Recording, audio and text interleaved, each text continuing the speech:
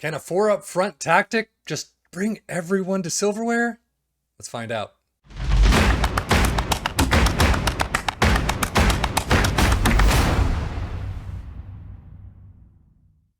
Ladies and gents, this is called the Pep Guardiola Total Football Era Dominant Possession, blah, blah, blah. It is a Pep Guardiola tactic. It is Cruyff and Guardiola inspired tactic. It is a dream team system of Pep Guardiola, according to the Steam Workshop. And I will say, the Steam Workshop has a ton of information on it. Unfortunately, it's not all about the tactic. You have stuff about tiki-taka style. You have stuff about, you have a couple quotes about things like that, about, Barcelona and how they just were the most successful club in the 21st century. There's a lot of information, just not all on the tactic. But take that for what it's worth. You do have some information on the tactic. In training, one model to use is 2 weeks tactical, 1 week ball control, 1 week attacking per month. So there's a couple of things in there. It's not really tactic based, but it's kind of FM based. So take a look, see what you think. If you use it, great. If not, oh well. But this is the tactic. So you've got a sweeper keeper in defense. You got 2 wingbacks on support, a ball playing defender on both sides in defend. You have a segundo volante on both sides in support in the midfield. 2 inside forwards on attack, and then 2 advanced forwards in attack up front. So it is a 4 up front attacking. Everyone else is support minus the 2 center backs. It is a balanced mentality, custom clean slate, in possession, attacking with a standard approach play, pass into space, overlap on the left and right, focus play down the left and the right. Passing directness is shorter, tempo is higher, low crosses in the final third, and then run at defense. In transition, counter press, counter, distribute quickly, and then roll it out. And then out of possession, a high press line engagement, a standard defensive line, kind of opening up that midfield a bit, which you only have the 2 midfielders in, but trigger press much more often, prevent short goalkeeper distribution, and get stuck in. As usual, nothing in the opposition instructions. But how did it do with these teams? It did fairly well. You can see Newcastle in 4th, Wolves in 5th, and Tottenham in 6th. Tottenham, 70 points to 77 is actually a pretty good mix right there. Tottenham, you'd probably want more, but Newcastle finding its way to 4th is pretty good, and Wolves in 5th is fantastic. But overall, a pretty good tactic to start out with. Newcastle's schedule looks fantastic in the first half of the season. You do get dropped out of the EFL Cup 3rd round, 2-2 in penalties against Fulham, but beyond that, Man City crushing them, Brighton just missing out, and then Liverpool crushing them. The second half of the season is where it gets a little spottier. But you drop out in the FA Cup 3rd round, 1-2 against Manchester City, of course. You have 1 loss, but look at all this green and yellow right there. A fantastic set of results, and a pretty good May, too. So only loss is 5-1 drubbing against Arsenal. But overall, a pretty good season. Wolves coming up next. Obviously, a little bit more spotty, but Liverpool 1-6. Liverpool and Manchester City are just crazy. They do move on in the EFL Cup 2nd round, but drop out to Tottenham 3-4 at home in the EFL Cup 3rd round.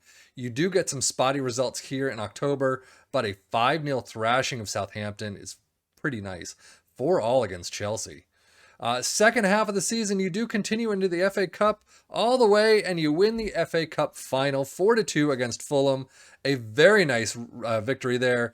A fantastic March, April, and May. Only 1 loss, 1-2 away from home to Manchester City. Fantastic results.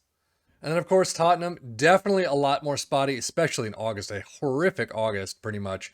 But September, you are picking it up. Now, you do have the Champions League, so you have a bunch more games. But a fantastic November, or December, heading into the second half of the season. Only 2 losses in January. Pretty nice. And look at all those matches. My God. But EFL Cup semifinals you're continuing through. Champions League round of 16 you're going through. 2-2 draw against Manchester City in the quarters, and then a 2-1 win against Manchester City. So you keep going. Champions League, though, you do lose out to Liverpool 0-1, and then 3-4 at home. Out of the Champions League, you're out of the quarterfinals of the FA Cup against Brentford. So, still, not a bad set of results in the season. Where's the EFL Cup final? EFL Cup final, you win. West Ham, I always get screwed up because it's always in the middle of the season. But 5-0 against West Ham in the EFL Cup final. You do get a trophy. It's not the greatest of trophies, but it's still a trophy. It's a fantastic result for a trophy. But there you go. Newcastle transfers. You got a couple ins.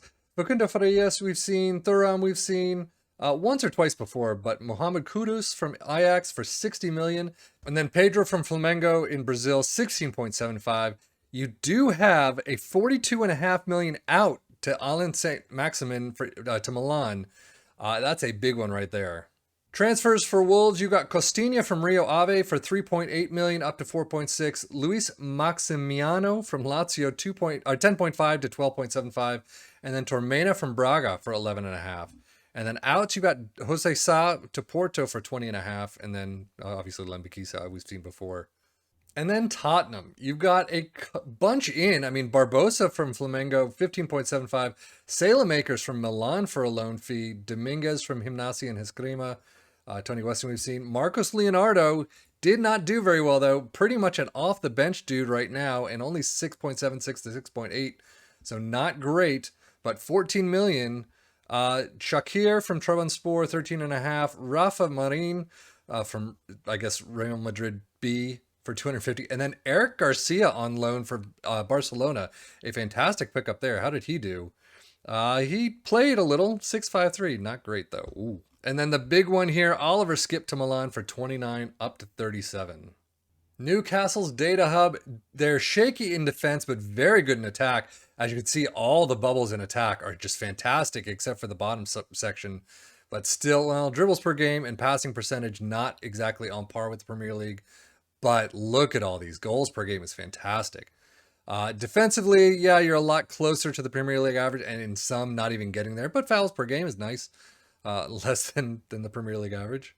Wolves actually a little bit better, okay defensively and good in attack, just not very good in attack. You still have some great numbers here from shots per game, goals per game, fouls against per game, not too bad.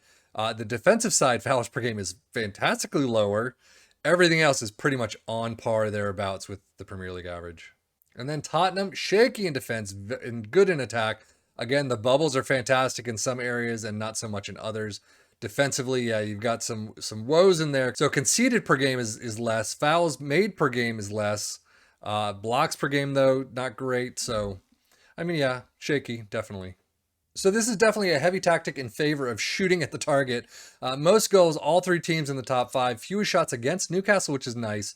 But then nothing really. Wolves in fewest conceded, most shutouts, Newcastle. And you do have some good defensive pieces. It is a balanced mentality yet again. But most shots for all three teams in the top seven, and then most points per game, as you would expect.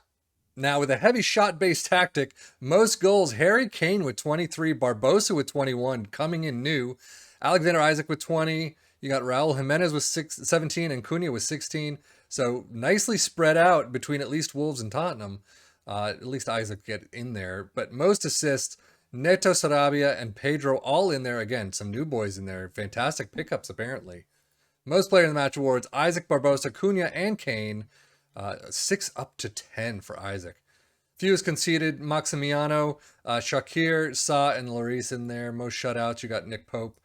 Most key passes, Trippier and Sarabia, both up there as you would expect. Most shots, there you go. Isak, Kane, and Cunha all up there. 98 to 117. 195, my God. And as we finish with the stats for each team, overall, in all competitions, Isak with 20 goals. It actually is a lower number than he's used to from what I've seen, but 747 is a fantastic highest average rating. Guimaraes and Pedro with 10 assists apiece, and then most player of the match awards, Isak with 11. Fantastic result there for Newcastle. Jimenez and Cunha with 21 goals apiece for Wolves. That is tremendous. Cunha was 7.21, a highest average rating. Neto was 16 assists, fantastic. And then 8 player of the match awards for Cunha. Definitely a nice set for Wolves, especially what we've seen in the past. And then finishing up with Tottenham, Harry Kane with a whopping 35 goals. That is an amazing result for Kane. We've seen him higher in 1 or 2 tactics, but this is a fantastic result for him. Barbosa, though, with 7.29 average rating, a new boy. Son and Pedro Porro with 15 assists apiece. And then Gabriel Barbosa with 12 player of the match awards. Some of the new players just coming in and storming the league. Fantastic to see. But overall, this tactic looks terrific. There's no question about it. Definitely something to start off with. But 4 players up front, all in attack, is going to leave a little bit open towards the midfield and the backside. So make sure you got some good players there.